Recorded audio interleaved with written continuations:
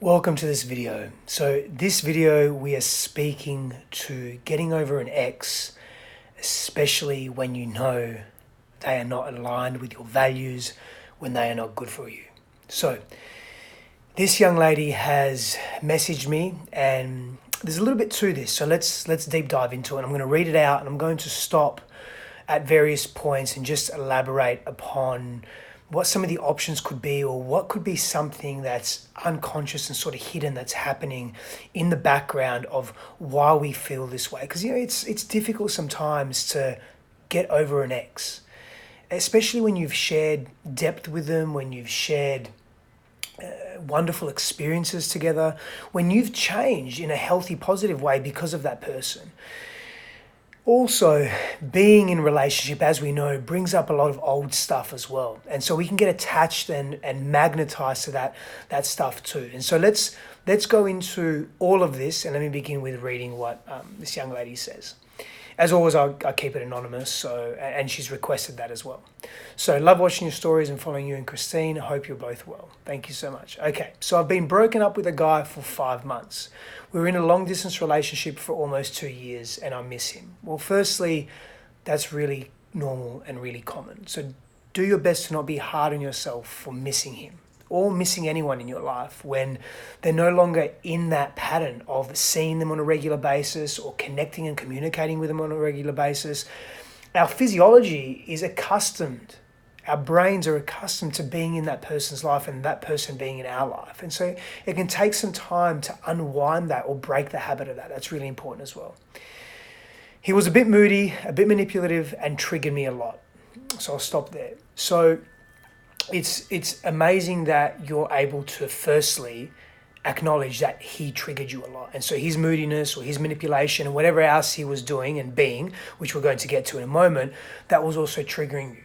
And so to acknowledge what not so much your role was, although that's part of it, but the how it affected you is really important, because then we stop looking for answers outside of ourselves and we start looking for answers within ourselves, and that empowers us instead of disempowering us. He would look at other girls and talk about other girls, which I didn't like. He also got along really well with other girls, and I used to feel his energy change when he was around other women, like even women in shops that we didn't know. I used to react really badly because it was a major trigger for me, because being cheated on in every prior relationship. I'm 38. And so I really hear that, and that's tough. That's really tough, especially when you see that individual that's in your life that you have a deep, intimate connection with having potentially leaky energy. And so obviously you're not here for me to ask you these questions, but some questions that I would be asking is, how did you address that with him? Did you address it with him? See, communication is important, but more importantly, how we communicate is important. Being able to express our truth from a place that's not charged and not massively triggered is really important, because what happens is very few of us can actually see the message through the messenger. Let me say that in a different way. We often focus more on the messenger or the way the message is delivered than the message. And so if you're really triggered by this, in any situation, if you're really triggered by something and you're attempting to express that to someone, all they're really picking up on, feeling and taking on is the intensity of the emotion by which that message is being expressed.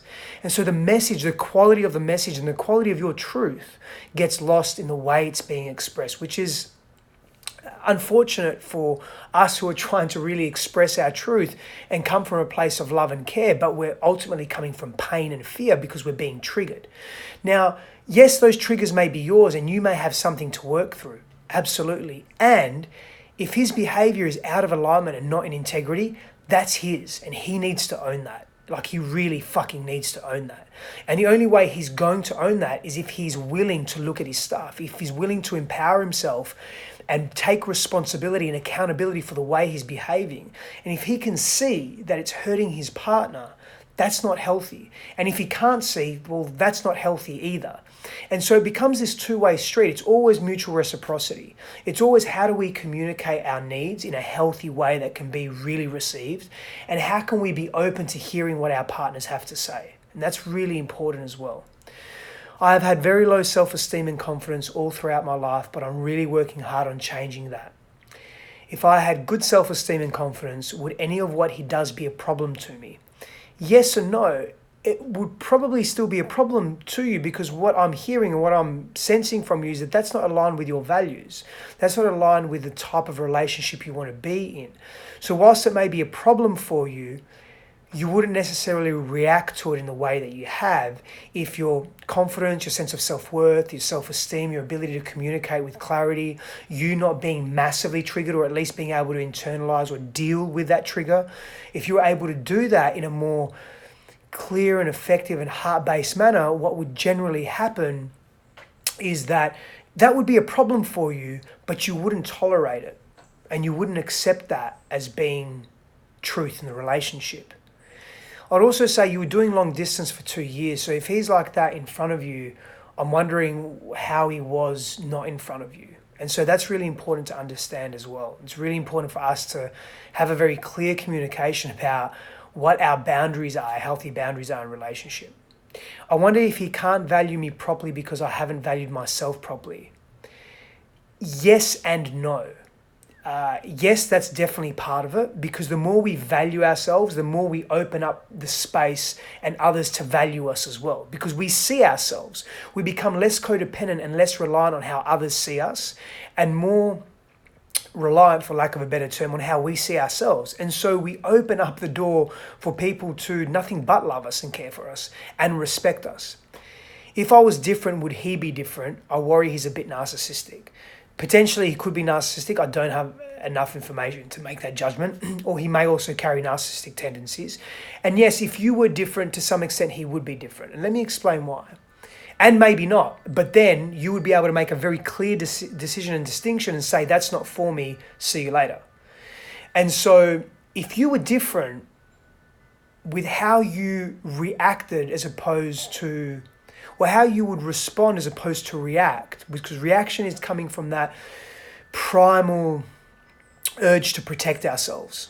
And reactions often coming from fear and unchecked and unconscious wounding and pain and trauma, suppressed stuff, repressed stuff that we haven't really dealt with. And so we become reactive in order to protect the fragility of our psyche and our ego and who we are.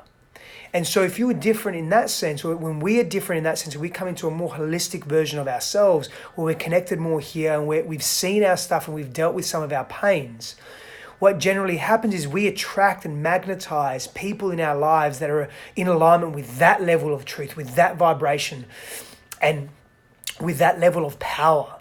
So potentially he may not be different, but you wouldn't be attracting that type of person. Also, we have to understand that people will behave how they will behave, and that's out of our control. And what's really important is not to take responsibility for others' behavior. And if that is not in accordance with what you care about most and what's important to you, then you have to make a self-honoring decision to let that go. She also continues to say, I'm also very sensitive and probably a major empath. Yeah, I feel that. Absolutely. And so in that, there are techniques that you must leverage and tools that you must leverage to not only be okay with your empathetic tendencies and abilities. I wouldn't repress them. That's a gift. I feel I'm a major empath as well. And sometimes it becomes very painful feeling so much of the world's suffering and pain. Those next to me and close to me becomes very difficult. Well, I would never trade that in for anything. It's a superpower. And so it's about managing it. How do we manage that effectively? And potentially that's a video for another time, right? And then she goes on to say, there's too much to explain, but I just wonder if you have any advice or whether I leave it in the past or keep trying. My suggestion is that only you can make that decision whether you leave him and that relationship in the past. With respect to keep trying, absolutely. And what I mean by that is keep focusing on your growth. Growth does not stop. The evolution of self does not cease. Maybe when we physically pass, then it stops, then it ceases.